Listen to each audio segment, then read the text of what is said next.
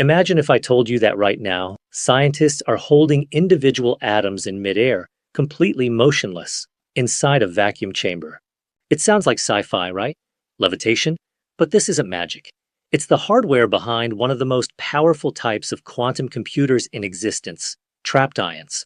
Today, I'm going to break down exactly how we turn floating atoms into supercomputers and why companies like IonQ and Honeywell are betting their billions on it.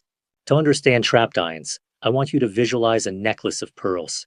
Imagine taking a few atoms, usually something like ytterbium or calcium, and zapping off an electron.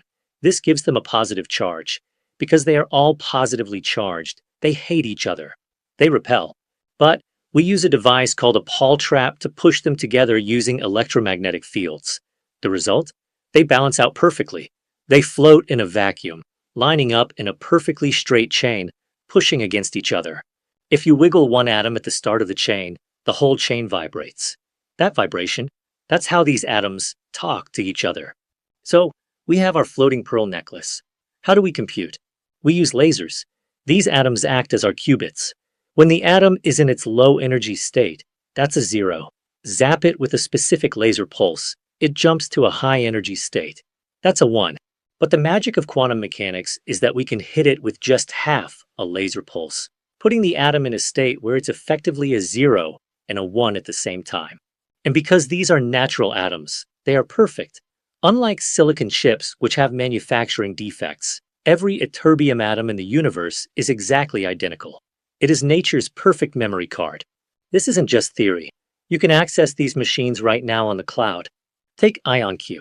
They use a linear trap. They keep the atoms in a static line on a glass chip and use lasers to target them individually.